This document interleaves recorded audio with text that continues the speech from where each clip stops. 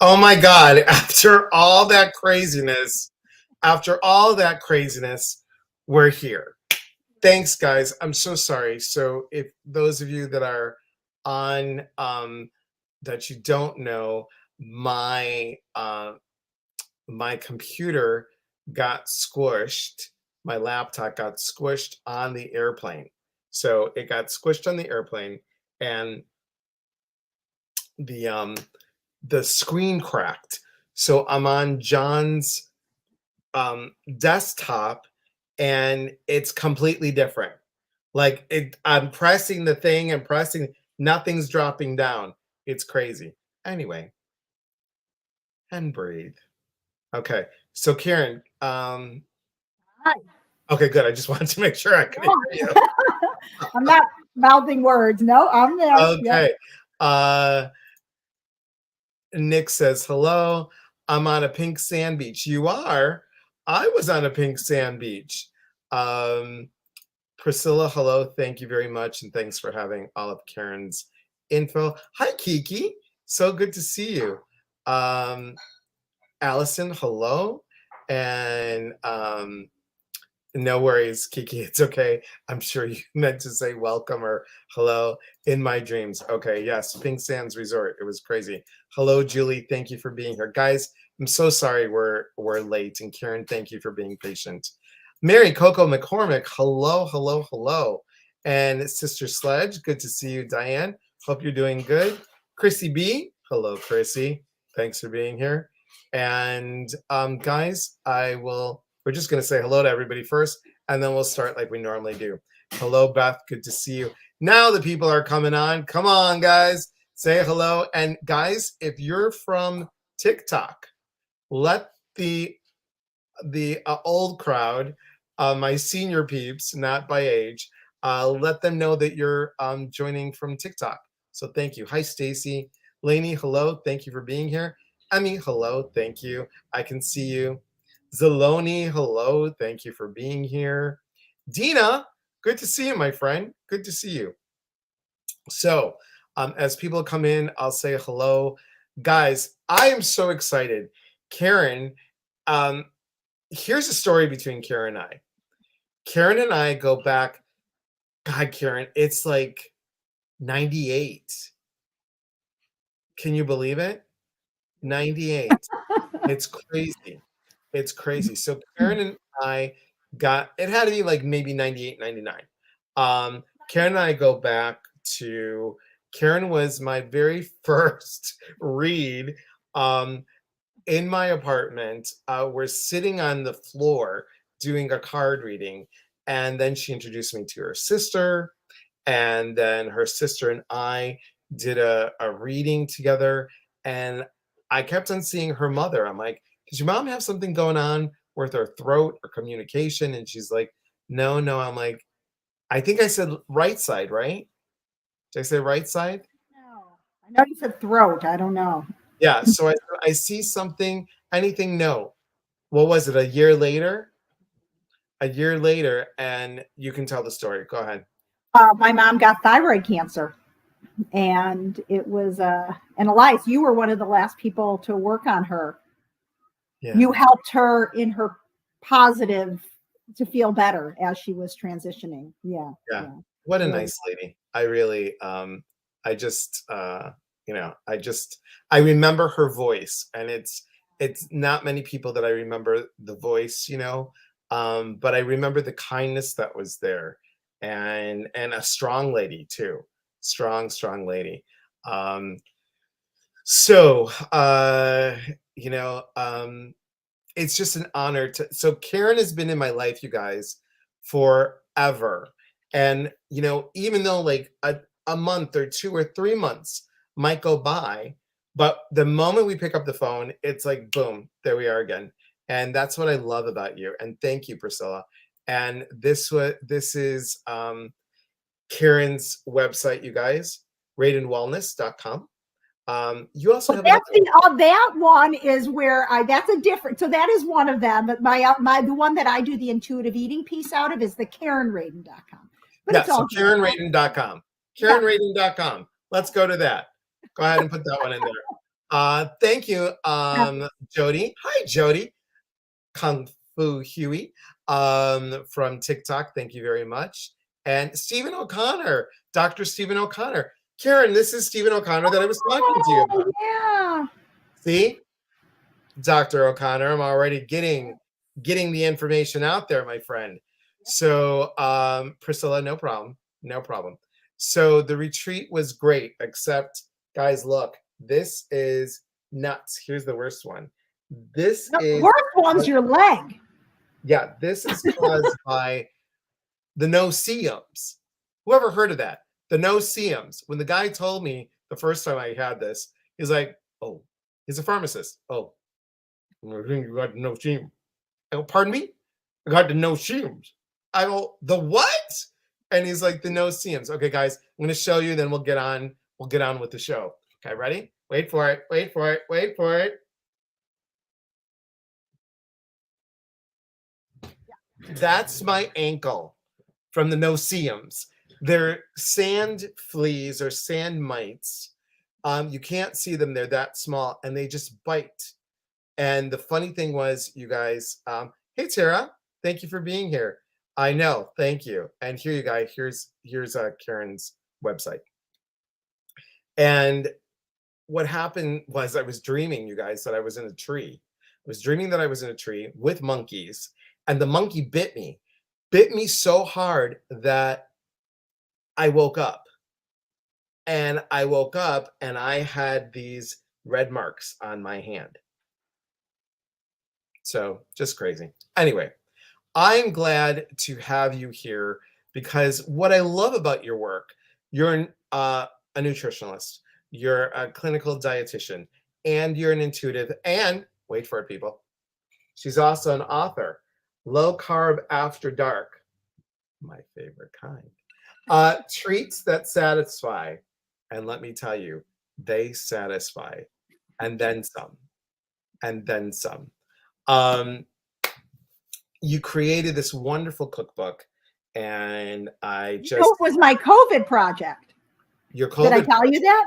Right. So when everyone was buying out all the flour and the sugar and the butter, I knew that I kind of went opposite, which is kind of my personality. And I'm like, I'm going to bake every day, but I'm going to make lower carb things because, as we'll talk about more, but the obesity and insulin and all of that. So every day I would find a new recipe, create it. And then I was just like, it was fun. I just, in the first 6 months when there was nothing to do and fear all over the place, I just was like, okay, I'll make a cookbook. So that's what that is. And there it is, guys. You can see it, and you can get it on Amazon, and it's so cool. And can I just tell you one of my favorites? Ready? Wait for it. Chocolate lava cake.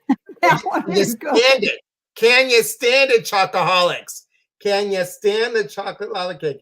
And if you can't stand that one, look at this. Chocolate truffles. Oh my God. And you know what's so good? And here's the thing, you guys. She uses in this monk fruit, and you could also use, what's the thing, bocha? Bocha sweet, right? So it was really fun experimenting with all these natural sweeteners that don't spike insulin, but are also not Splenda and NutraSweet. Right. So that was really cool. And one of the things I like most about the first 8 to 10 pages really explain the science of eating and how to balance your blood sugar and the importance of that. And that's kind of my philosophy, is starting with the science and then moving into intuitive eating. So, and it's so cute because, and I'll tell you the backstory on this, guys. So Karen's like, I'm not that intuitive. And I'm like, so it's so great that she's moving into this intuitive eating. So can you tell us a little bit more, Karen, about the intuitive eating? Yeah. So, I'm sure, well, first of all, welcome. And thank you so much. Welcome. It's great to meet you guys. And Elias, thank you so much for having me on. I know every time I see your face, makes me so happy. So you're fantastic. Me too. But anyway, so, most people, like, intuitive eating is a big thing these days. And what is intuitive eating? It's getting away from the diet mentality. It's getting away from calorie counting. It's really learning to go inward and figure out what's best for your body. There's not a lot of rules. And in fact, a lot of the intuitive eating pieces say get rid of all the rules. And it's listening to your body. In some concept, it's very mindful based eating, listening, sitting down, being quiet, savoring your food. Another big piece of it is listening to what people call your hunger scale. So if you think about 0 as a balloon that's totally empty. Mm-hmm. And then 10 is this balloon that's totally stuffed.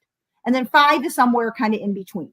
So the idea is that 0 is you're starving, 10 is you're stuffed, and you always want to be between a 3 and a 7. Your 3, Elias, is different than mine, which is different than Priscilla's. No one knows what someone's 3 or 7 is. No, my 3 is different. And I can tell you right now, my 3 is totally different than everybody else's. Go ahead. I'm so sorry. I couldn't resist that one. And yes. So, right. Glasses. Go ahead. So the more we do this, the more we tune into really what these are for ourselves. And ideally, you don't want to let yourself go to a 0, 1, or 2. Because think about it. If you're starving at a 0, 1, or 2, what happens when you get that hungry? Elias, what would happen if you get over hungry? Whatever's in front of me, if it's got chocolate or even smells like chocolate, it's gone. Or anything I go for sugar first. And if sugar's not there, I'll go for the salt. So when we get too hungry, we're going to then overeat, at least most people. Right. What happens if you get above a 7, 8, 9, 10? You're eating till you're so stuffed. Any thoughts on what would happen at that point? I'm going to be funny, guys. Yeah, I get the runs. That's what happens. Okay, afterwards. Right. You feel like junk, right? You feel terrible. Like right. Guilt kicks in. A lot of people don't know, once you get to a certain point where you're satiated, which is about a 7, 6 or 7, people just continue to eat.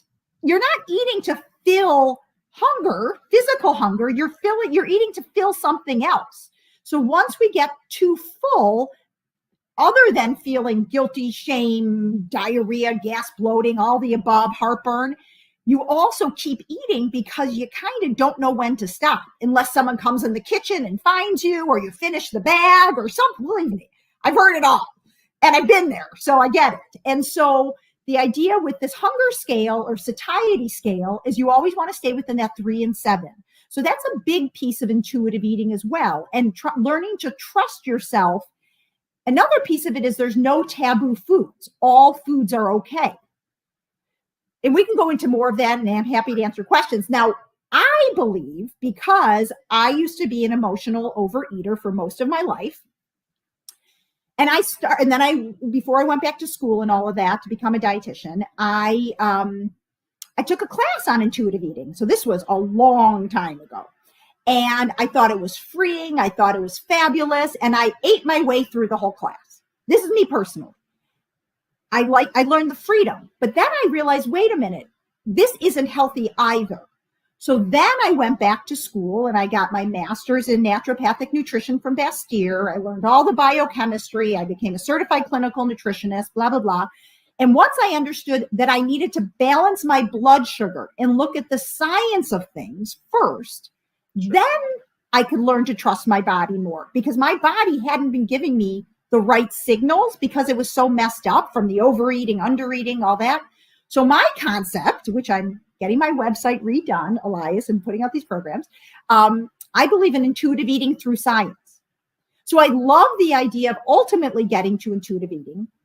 However, if you don't know how best to fuel yourself with some simple things, I think it's very hard for people to just jump into the intuitive eating. I'm not saying it's wrong. I'm not saying that doesn't work for some people, but I've worked with probably over 15,000 people in the last 20 years.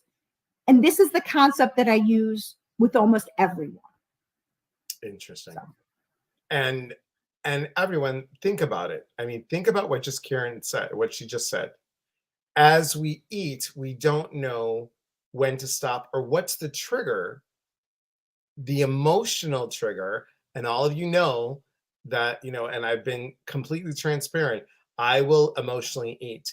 Because think about it, being Greek, you're happy, eat. You're sad, eat. You're angry, take it out on food. So, I don't eat when I'm angry, but everything else, can help when you know what your trigger is, and then to be able, like you said, to intuitively eat. And we'll get more into that in a second. Let me just say hello. Michelle said double eyebrows. Yes, Karen did get the double eyebrow for a moment. Andrea, so good to see you, my friend. Thank you for being here, and happy belated birthday. I was in the Bahamas and I was so busy, but happy belated birthday. Rose, good to see you. Thanks for being here.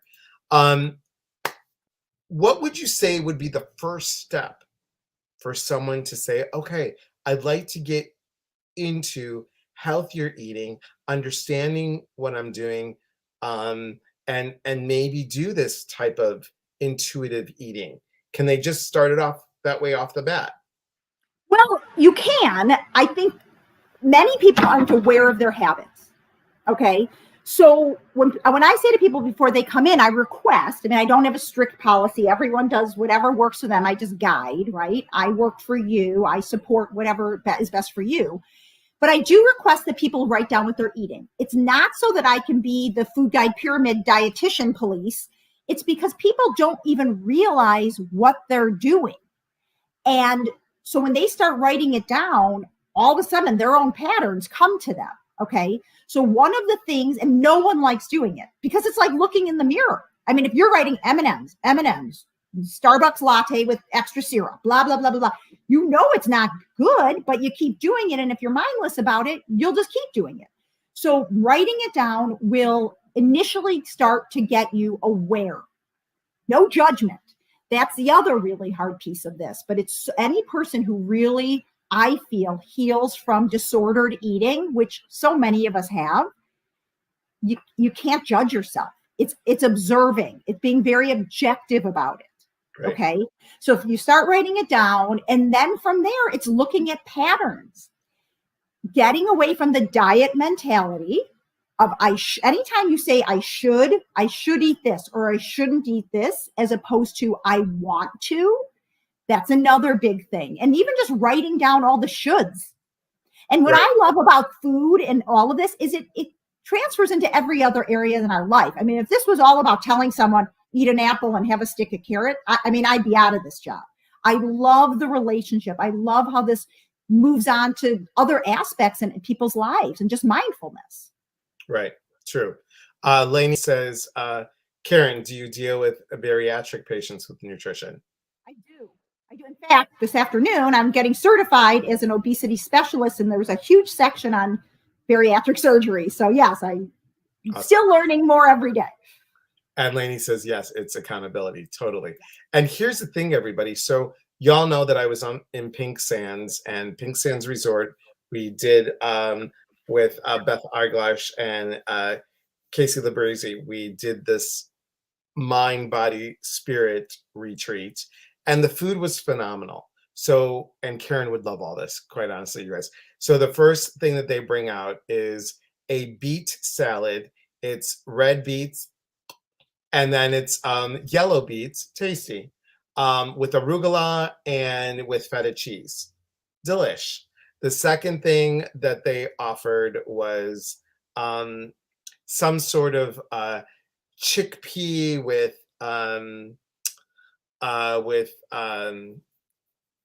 couscous, or not couscous, sorry. It was quinoa, and then there was some nuts in there and something, and then some onions. I tossed those out. And then for dinner, it was this delicious chicken breast, lemon chicken breast. And then they also had like roasted cauliflower with this lemon mint lavender sauce. Delicious. Here's the thing. When we went back to the house, everyone's like, okay. And we had, I love this part. We had vegan chocolate mousse. And I could hear you laughing, Karen, because I was like, they're like, oh yes, and the chef comes out. And of course we told them a little bit about it. But he's like, and yes, because this is a wellness retreat, we made a vegan chocolate mousse cake with Splenda. And I'm like, Splenda? Seriously? Oh, it's yeah. Get him the And monk fruit. yeah, and that's what I mentioned that afterwards, much afterwards. But it was I, they wanted some snacks, and they're like, Elias, what can I get you? And I said, nothing. Don't get me anything. No peanuts, no popcorn, no nothing. It was there. Did I have it? No. And then what happened? When I got back to Fort Lauderdale, because I had a day in Fort Lauderdale before I left the next day to come back home, um, what did I have? I had a salad, and I think I had like chicken breast, but then I was craving something. And because it was right there, it was right there in front of me. I had Reese's peanut butter sticks, and I had two of them, and they popped in 1, 2, done. And I noticed that, oh, well, look, because it was there, you had it. I didn't have it. Like there were times where I didn't have the dessert or I didn't like the dessert. So I didn't have it. Did I miss it? No. Did I wanted it? Did I want it? Yeah. Rose says, I had chocolate pudding made with avocados. Delicious, right? So I think what we do is we learn a pattern when it's, and I'm going to, moving forward, I'm going to learn to make the healthier choice because I'm huffing and puffing going from the bottom stairs up about 35 steps to get to where the resort was. And I was like, anybody else like feeling this? And I did not, everybody sees me here. I see myself here. Yeah. Let me tell you, everyone, the mirrors in the hotel, when it's a full length and you get out of the shower, it's not a pretty picture. Trust me.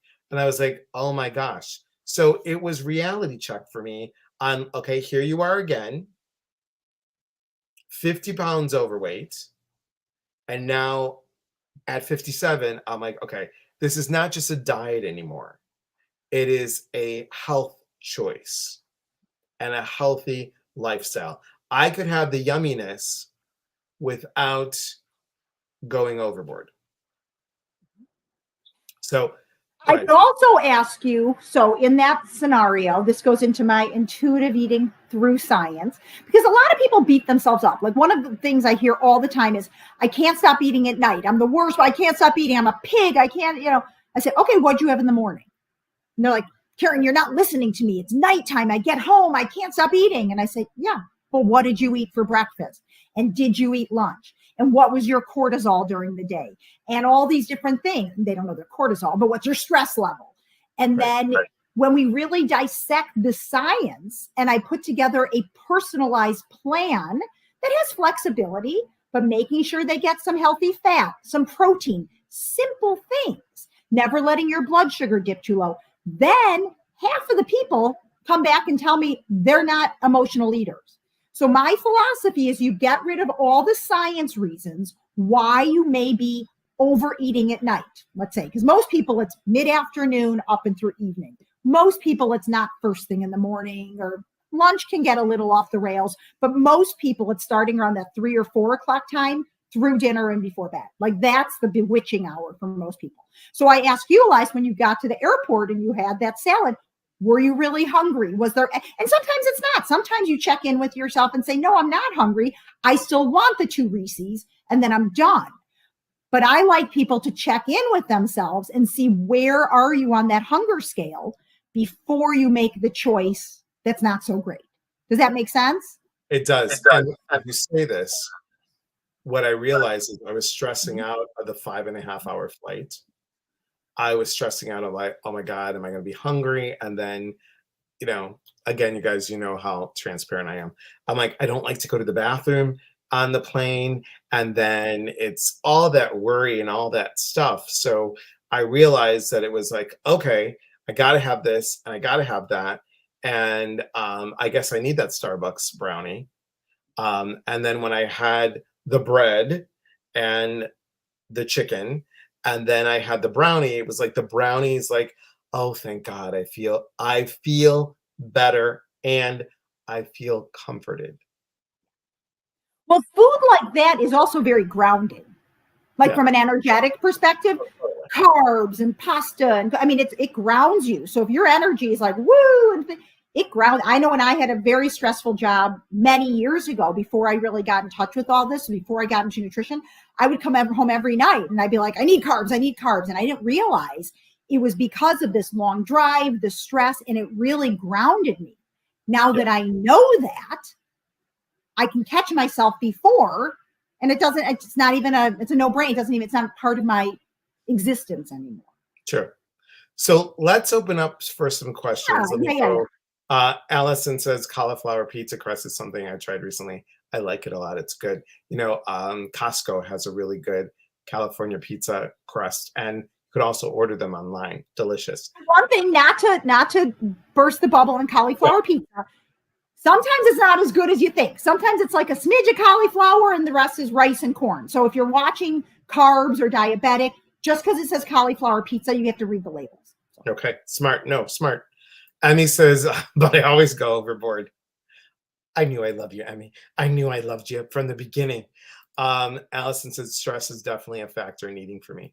Okay, does anybody have any questions about intuitive eating or any type of eating type questions? I mean, this is a great time. And again, just if you're new and you just joined, again, Karen's book, Low Carb After Dark, Treats That Satisfy. And again, I have to tell you, and it's not just, she just doesn't do the sweets, guys.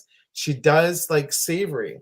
I mean, there's Southern cheddar and bacon biscuits and savory cauliflower onion muffins. She's got, I mean, guys, it's so great. I think you're, where is it? These, you guys, and I'm not a big coconut fan. Let me just tell you, these coconut lemon cookies, to die for, truly. You did avocado pudding is there too. Avocado pudding's in there too. Yeah, you did such a great job with this. I mean, it is, of course, I love these. The chocolate fat bomb candies. Oh, yeah, those are good. And you get the little molds. Yeah, so good. Yeah, here's the little molds, guys.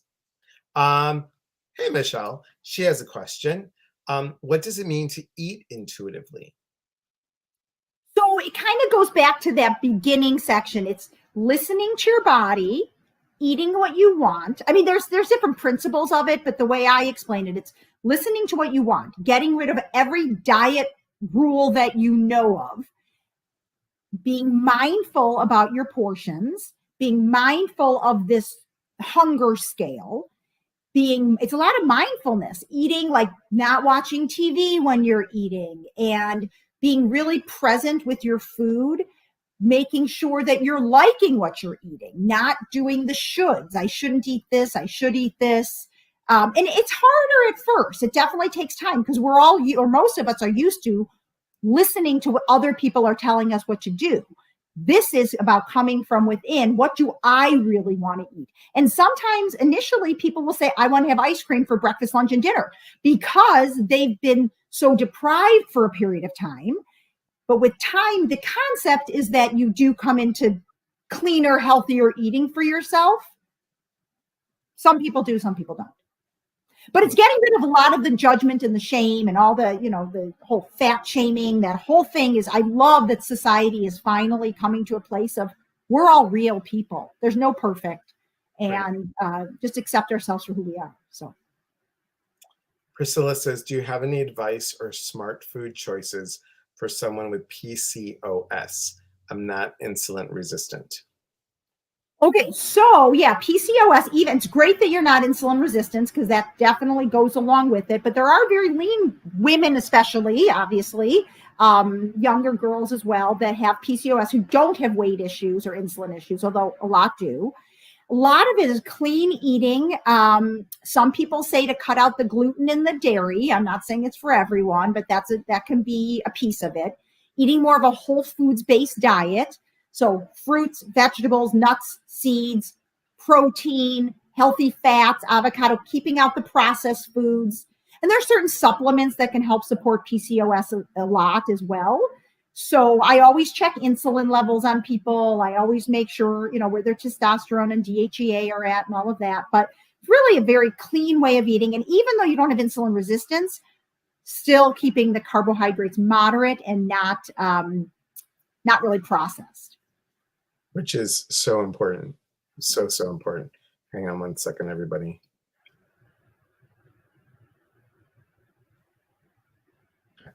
I just want to get this up here so everybody can see it. Once again, it's KarenRaden.com. Allison says, hi, Kathy, and I'm glad you found it. Yes, it's on Amazon. You're also in the supermarket, aren't you? Your book? Me? Yeah. I don't think so. Unless someone put it there. I went on because I was like, they have your book in Walmart. What? Yeah. Shows how much I pay attention to it. I'm so busy seeing people all day. I didn't even know. Okay, I'll have to check. Yeah. Check. Okay. Are there good choices to help with energy or lack of energy? That's a very good question. So balancing your blood sugar, it's a lot coming down to the same. So what we don't want is to either be like starving and no energy or eating a load of carbohydrates for breakfast, even if it's healthy. So like a banana with Rice Krispies and almond milk. And then, so these are all, while there might be even healthy foods, there's no protein, there's no healthy fat. So what happens is your blood sugar spikes and then it crashes. And that's usually where the energy dip is. So getting some protein every time you eat, whether it's a handful of nuts, whether it's some leftover chicken, whether it's a protein smoothie with some collagen protein or some almond butter, healthy fats as well. So never having those carbs alone, depending on what's going on, you have adrenal issues. Is that something that you have to look at? But keeping your blood sugar balanced, and anytime you start feeling that crash, try not to go for pure sugar, because that's what happens. A lot of times, or 3 or 4 in the afternoon, people start to crash and they go to the vending machine, they get a soda and a bag of chips. While it's going to give you that immediate rush, you're going to crash and you're going to feel worse. Where if you did something with like a thing of peanuts and, a glass of water, you don't need the sugar, you don't need the carbs. So you want to keep that balance throughout the day. Let's see. Hello, Facebook user. Priscilla said, thank you. Hi, Christy. Thanks for being here. Amy says, does your approach work the same with alcoholics and addicts in recovery? Sometimes I almost literally shove sweets into my mouth. Yeah, that's challenging, but yes. I mean, I don't work with so many people who have anorexia because that is a whole specialty that needs a real team. I work with many people who have binge eating disorders and other addictions because they can go from one addiction to the other. I work with the food piece of it, but addiction is addiction. Certainly we have to eat. Alcoholism is a whole nother thing. I would never say I'm an expert in that. At the same time, I help people to balance their life, get rid of the, just people don't even know how to eat. So I just help set them up. Like, okay, what is your day? How do you eat? Where do you shop? And then create a plan for them, and building that structure really can help get rid of at least that food addiction. And I work with many people who are recovering alcoholics and they can't deal with the food piece actually. So I keep referring, look, you've conquered this. Look what you're doing every single day. We can transfer those skills to the food. And at the same time, without having a plan, and this is why intuitive eating by itself, I think would be challenging for someone in that situation. They need a plan, a balanced plan, to have flexibility in it, but without that plan, they don't have something to rely on. Do you know what I mean? Does that make sense? Makes sense. Sharon says, hi, Sharon. Does your book cover psychological factors, pro and con to losing weight, changing your mindset to eat intuitively? No, because this is a good question. So I was sharing with Elias initially, within the next 6 months, I'm finally getting this intuitive eating through science out there. And I'm going to have a whole program that I'm in the creation of right now. This is a very passionate topic for me, where I am explaining the science and the emotional, the spiritual, all of that. And Elias is going to be part of it, even though He doesn't know it yet. It's not wonderful. If he will, if he Thank will. you. Yeah. Of course, Karen, we're like this. Mishpracha, from here to ever, forever. Okay. How do you know if your blood sugar is balanced? Good question. So I like go from more intuitive space. It's how you feel. So when people's blood sugar isn't balanced, are you shaky? Are you cranky? Is your stomach growling? Are you getting a headache? Again, my blood sugar not balanced emotionally, intuitively is me different than Elias's, for example. Some people actually are now wearing continuous glucose monitors. I saw So that. for some people, I've worn them for a few weeks to see how that works so I can, share it with other people. And it's very cool because you can actually see like your mood starts crashing and all of a sudden you look, it's like, oh yeah, my blood sugar is 75. So I love using it as a tool to help with just learning more about your body and actually leading more to the intuitive piece. But most people aren't going to be checking their blood. I mean, unless you're diabetic or type 1 diabetic, right, you're not going to be checking it. But most of us, it's more how you feel and trusting that. Yeah, because I know that when I get hangry, it's like, move, people. If you don't put something like a fruit or anything, I just need something. I do find, though, that, there was a time, I don't know, Karen, if you found this, but there was a time when, like, some of the fruits just didn't taste good. They weren't that kind of fruit that I remember when we were a kid. I remember, the plums were so, Michigan plums from Michiana, they were so delicious. They were that dark purple color inside, so juicy, so full. I could eat those all the time. Now I bite into it, it's like, it's like it's mush, or it's that yellowy color. Now I do like, because if it's sweet, and I know I shouldn't have candy. I shouldn't say should have. A good choice would not be candy for me. I'll have, it looks like a peach, or the white peach. I love the good. Oh my God, they're so delicious. White peach, so good, and I love a good Asian pear. Those are really good. Yeah, the more sweet we eat, the more sweet we want. So as great as fruit is too, for some people who are really coming off of like sugar, I'm going to call it addiction. Yeah. Sometimes we even have to cut the fruit out. Not all the starch, like brown rice, sweet potato, root vegetables. But if something is super sweet, it can make you crave more sugar because it spikes your blood sugar, spikes your insulin, and then you crash. So so fruit is great, but for some people, it's not, especially initially. When I worked with you a long time ago and you told me, have a sweet potato, that could be your, and you know what? That sufficed for dessert. I had that sweet potato. It had a little bit of butter. It had a little bit of cinnamon, and it was so good. Or I remember you told me, because I was like, Karen, I don't know how to, I'm Greek. We don't make this kind of stuff. And, but butternut squash, that was so good.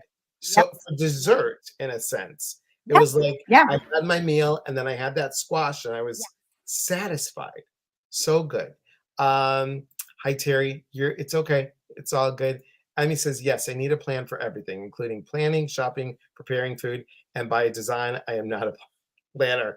Yikes. So I have another program that's going to be going into this program where I'm really excited to start using it. So someone tells me their height, their weight, what foods they eat, what their allergies are. Then I go in, I fill out their calories and their macros, so percentage of carbs to fat to protein. And then I send them, it's like they have like 5,000 recipes that they can choose with the portion sizes specific for them and their macros. Yeah, that's great. I cannot wait. Cannot wait for that. That's the kind of stuff that I like. Like if Karen tells me in the morning, have this, have that, have this, in the afternoon, have this and this and this, because I'm like, Karen, at 57, since I was 40, I cannot do eggs. Like I could do 2 scrambled eggs. That's it. Hard boiled, can't do. Egg whites, can't do. I don't know. And I think I energy tested it, of course, but 2 eggs, I'm fine. If you put 3 eggs in my hand, my body falls forward. Wow. So I'm going to do, Dr. O'Connor told me to do the I forgot what it's called, but the food allergy Allergy sensitivity, testing. Yeah. Yeah. and I Yeah. will do that because Good. I want to know. I really want to know. The other thing is using like digestive stool analysis, adrenal testing, all of these science things that are the underlying. You want to balance all of that to then be able to figure out what's best for you. Yeah. And this is what I love, you guys. I mean, Karen is science based, but also so intuitive in like, okay, my thought is this. And that's what I love about you balancing both of these things. Danielle's cute. It's Danielle, not just any Facebook user. I got you, honey. That's good. Okay. Would you recommend a glucose monitor that is a sensor and doesn't prick the fingers? I love the trend to learn more about your body. So Danielle, the cool thing, so there's a lot of companies out there now that are using this or have these continuous glucose monitors. And is it Dr. O'Connor or Connor? Dr. O'Connor. Okay, okay. So anyway, you might be interested in this as well. So they have these companies out there where you get the continuous glucose monitors. It's like $400 a month. So I knew there had to be a source, of course. So the Abbott Freestyle Libre is $40 a month as opposed to $400. I know I'm getting back to your question in a second. $40 a month as opposed to $400. So I've been working with different doctors in the area and figuring out how to get that for patients who don't even have diabetes, and it's totally fine. So anyway, yes, you can prick your finger, but this continuous glucose monitor, especially if you can get it for $40 a month, it's going to tell you in real time what's happening. Like real quickly, for example, I worked out after work one night the way I normally would. And all of a sudden I started feeling like lower energy. And I was like, okay, what's going on? Da, da, da. And I normally don't have a CGM on. So I looked at it and I was like, my blood sugar was like 70. It's like, whoa. I stopped. I got off. I drank water. I went and ate, but I had a moderate dinner. If in the past, if I had kept going and pushed through it, which I would have, my blood sugar might have even crashed lower. And then I would have been wanting the pasta. Even if I didn't eat it, I would have been fighting with myself. So that's a perfect example of science driving your body. Mm-hmm. So I do suggest the CGM over the finger stick because you don't really, yeah, you can check your blood sugar 2 hours after you eat, first thing in the morning before you go to bed. And I'm talking about non-diabetics. Clearly, that's a whole nother story. So I think the CGM is very insightful. And if you're working with a practitioner who can then watch your numbers online, like that's what I do when I work with people all over the country, we go on Zoom and I can see their chart for the last 2 weeks. And then we look at it together and kind of figure out what they're doing and what's working for them. Awesome. That's funny. People are like, oh my God, she's so great. They're private messaging me. So thank you. So cute. When I'm around you and your people, Elias, it just makes me happy. So Emmy says, thanks for helping me identify low blood sugar. Emmy says, oh my God, I need your new program. Awesome. Sharon, hi Sharon. I look forward to reading your book and upcoming book. I have an issue with not eating, so the planning portion will be great for me. Thank you. And sometimes, it's interesting. I was really good with eating when I was at the Pink Sands Resort. Like for breakfast, normally I'm on a vacation-ish. I'm like, oh, blueberry banana pancakes, bring that every day. And what I did was I had yogurt with granola and fruit.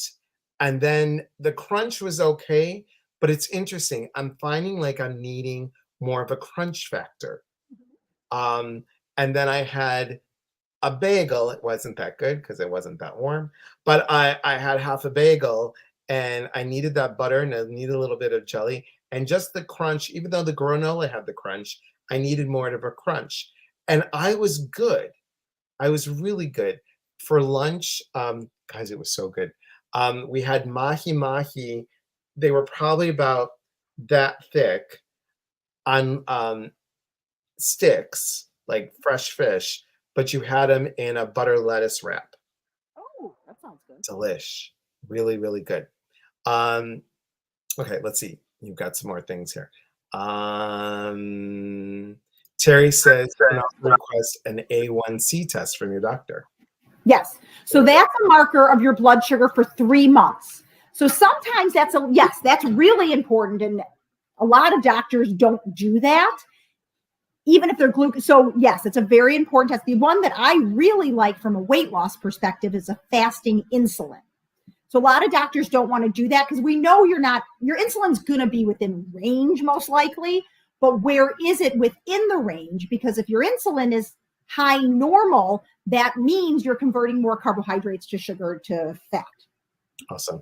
So those 3 markers are leptin, glucose, hemoglobin A1C, and insulin. Like those are my weight loss, weight management labs. Jody says, I frequently don't want to be bothered with eating during the workday. Yeah. So luckily there's a plan for everything, right? So intermittent fasting is a thing, right? And there is some benefits to it for some people if you do it in a way that supports you. Now, if you're not hungry, your energy is good and you're really productive and you feel great and your labs are good and you don't come home and then start eating at 6 until you go to bed, then, there's something called OMAD, 1 meal a day. So there's everything for everyone. And that's what I love is figuring out what works for each individual person. So if it's working for you, do it. It's just what happens when you get home and what's your energy and what's your mood and how much muscle mass. I have a machine in my office. There's a lot of skinny fat people out there, which I'm not saying this woman is, but people who weigh 120 pounds and have 35% body fat. They don't eat enough. They don't get enough protein and they have no muscle. It's wasting. So, and you remember, Karen, when I got up to a certain weight and then, I was going to get married. So I dropped down to a healthy weight. I was probably 5 pounds away from what I wanted to be. Because let's face it, guys, in my 30s, I was a 30-inch waist and I was about 100. Well, you remember me skinny. I was about 150 pounds, 140 to 150. And then, life happens. And when I got all the way up to 189 pounds, I was like, this is ridiculous. So I got down to 154, 155-ish for the wedding. And I felt really great. The clothes were fitting. It was great. But I was doing a generic keto diet. And once you go off of that, I'm telling you, it just piled on so quickly.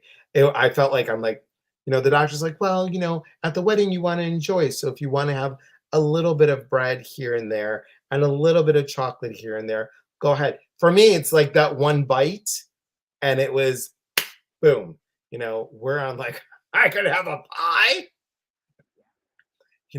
It was bad. It was bad. Jody says, oh, it's not working. She said, I frequently don't want to be bothered with eating during the workday. It's not working. Okay. Well, then it's important that you do start having something. I wouldn't start with the carbs. I am a big proponent of lower carb. I'm not saying keto, because I don't think that's sustainable, but lower carb throughout, like even an apple with peanut butter and a turkey sandwich at lunch. It doesn't have to be a lot, but something. So in your case, Jody, you may want to have eggs and a piece of toast for breakfast and then set your alarm. I have people who set alarms because they do not want to be thinking about eating. So they have breakfast, then at noon their alarm goes off, and then the intuitive piece comes in. An intuitive is a tricky thing, but like enjoy your lunch, get away from the computer. Don't just sit there while you're, doing your work. Get outside for 5 minutes, ground yourself, listen to a good song, like really eat your lunch, even if it's just 5 or 10 minutes. Honor your body, respect yourself, and take that 5 to 10 minutes, which I know is not easy.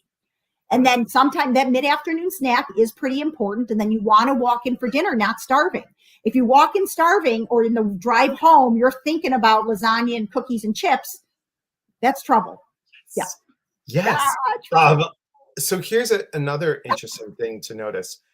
I'm curious, anybody on here, do you guys eat like you'll eat everything on the plate and not really like Karen just did? She took a sip here and there. I was so focused on food that I'm like, all right, I've got to balance this, balance that, balance this. I got to eat all this balanced stuff. And here I am with my glass of water that's only that much done. I forget to drink in between bites because that will also fill us up. And when I was doing the sort of kind of keto diet, I would change. I would tell Karen, I'm like, Karen, I'm going to have plain yogurt, Greek yogurt, with a handful of blueberries and a tablespoon of almond butter.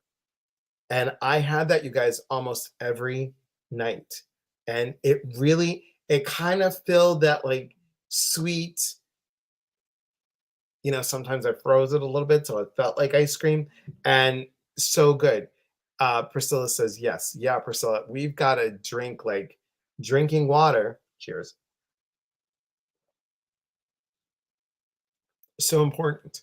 So important. And I know that does me better for myself. I think we also have to look at what we're drinking, because sometimes we're thirsty and we're not hungry. Well, this whole obesity thing, the main takeaway was sugar sweetened beverages. Sugar sweetened beverages. Everyone got rid of sugar sweetened beverages. That's all they kept talking about. It was kind of a stupid course. But sugar sweetened beverages are one of the main reasons that children, and up through adults, but starting at 5 years old. I mean, some of the most addicted to sugar people I have had Pepsi in their bottles when they were growing up. Literally, Pepsi. Oh my! But there's one thing you can do to reduce your sugar cravings, and just start losing weight. Only drink water or unsweetened tea. And I'm not saying it's easy, but your sugar cravings will go down tremendously. Yeah. Lemon, lime, cucumber, that's fine. But the sweet taste, not great. Jody says, and how lucky are we to have clean water to drink? So important. Now, Karen, and I appreciate you staying a little extra. But I want to honor your time. When is this program coming out? What are you doing? And what's coming up next? So I've just hired the marketing team. So it'll be within the next 4 months. What I'm doing, I still have my website where I'm seeing people individually, but I'm going to have programs where I set people up with all of the science aspects. It's going to be a 3-month program. They work with me once a month, and then questions, all that kind of stuff. And then some of the testing will be included. There'll be a digestive program, an adrenal stress program, and then a weight management. Those are the 3 things I really focus on: digestion, weight, and stress. And then looking at all the science, and then also bringing in that emotional, spiritual, whole concept of I don't have time to talk about, but this concept of binges as blessings, and that actually when we overeat, there's a message there, and learning to tap into that and look at it as actually a gift, because when we eat to fill something other than food, there's a reason why. And if we can really get to that reason why, we can heal that and stop that addictive behavior. And that's interesting, because one of the people that I spoke with this weekend was, she was an overeater, and she said, I've been to programs and blah, blah. And I said, so what's the trigger? And the trigger for her was, she said, well, I said, intuitively, I really feel it's something around 17. And she goes, oh no, it was before that. And so we talked a little bit, and then I said, okay, so what else happened? And something happened in her life that was important. I'm not going to share, but something in her life happened. And in that moment, she did not feel wanted or liked. And that has been 50 years later, like that was the issue. And I said, if we can heal that issue, I've, gone to therapy, and I've done this and I've done this. I'm sure you have. There's still something, there's a thread there that needs to be done. And one moment, let's say hello. I started getting away from the Pepsi by making homemade iced tea, but with some sugar. It's still way less sugar, and it was Perfect. I have people water it down. Get a LaCroix or a sparkling mineral, put this much Pepsi and this much. You just slowly but surely. That's fantastic. Giving up that sugar sweetened beverage is hard. Yep. And I did it cold turkey. Like I only will have a pop if it's a special occasion. You know me. So doing all this intuitive work, half a glass of wine gets me buzzed. It's not a joy anymore. So I'll have one of my favorites, a red cream soda, red Fanta cream soda. Love it. So that or cream soda, ginger ale, maybe when I'm sick, I'll have a ginger ale, but that's about it. You can still water it down. You take another, like if you had this, you put this much of the soda and the rest sparkling water, you won't know the difference and you won't have the spikes like this. That's great. Ginger, hello, my friends. So Ginger, Karen, is a RN, and she's been one for, I think, 35, 40 years. And she does our work. She makes lotions, she makes creams. She's in Arizona, and she guys follow her. It's Healing Heart Medium, so follow her on Facebook. Awesome. Priscilla says that's really good that you're offering that, as I'm in recovery from an eating disorder. I wish I knew my triggers then. Awesome. Guys, again, Karen's book, Low Carb After Dark, Treats That Satisfy. I just adore you. You know that.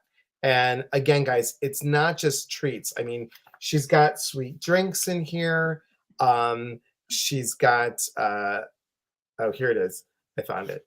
I mean, chocolate avocado pudding, delish. Look at this Chia Pudding. Oh, that's a good one. And that one, you could actually put protein powder in it in the morning once you've made it and just mix it in. And then you've got extra protein, fiber, and everything's in there is less than 5 grams of. I love it. And this is what you've listed a lot of the things in here, products. Yeah. Which is good. So good. And then let me see if I can find it. Oh yeah, here's this, you guys. So good. Oh, mama. There you go. Right there. Oh, I'm so glad you like it. Oh, those Lily's chocolate chips are amazing. Yeah. So good. Really so please. I mean, it's such a good value. There's so many good things in here, and it has helped me. And you all know that I love to cook. And one of these days, I told you, I promised you guys that once I can figure out the whole computer camera deal, I will do a food and energy vibe, like what's cinnamon have to do and how. So you'll cook with me. So it'll be good. Ginger says I need that book. Ginger, again, Low Carb After Dark, Treats That Satisfy. So good. Thank you both. Come back, Karen. I feel like it's been a while. It has been a while. So Karen, you have to come right before your launch. So that way everybody will know. I will. Okay. And you guys, I talked to Karen, it's so funny. Like I'll think of her, she'll think of me. I was just thinking about you. So we're on each other's wavelength. So Karen, can you wait a moment? Yeah. All right, guys. Couple things coming up. Priscilla, because I don't have my notes in front of me. Thanks so much. Thank you, Priscilla. Saturday, come with me with Diane Santucci. We're going to be talking about growing our intuitive dialogue. Guys, Diane is amazing. She does all of her intuitive stuff written. She just gets stuff and she writes it. Priscilla, can you list the other things? We've got Growing Your Psychic Senses on May 6th and the 13th. Ginger and I are doing a free workshop.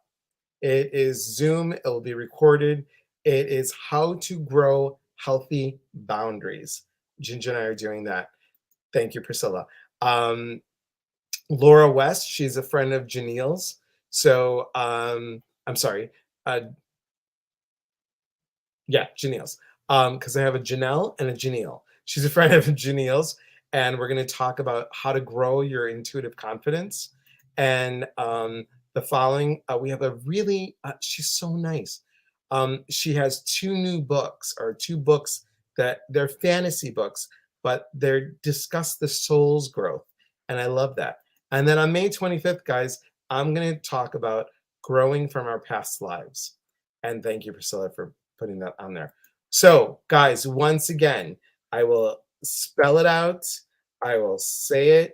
I will type it out as I'm typing it right now. If you want to know more about Karen, it's so simple. It is her name. So it's www.karenraden, RADEN, .com. It's right there. And Karen, you're always welcome. You don't need an invite. You don't need an invite. You just, hey, I want something to talk about. Blah, blah. I'm like, we'll make it work. Guys, I appreciate you. Follow me on TikTok. We're doing a contest. If you follow me on TikTok and join my email, 3 winners will get a 15-minute reading with me. So let's grow this community. It is so important to grow this community. As always, we are here to connect. And when we connect, we educate one another. And when we educate, we grow. There is unity in community.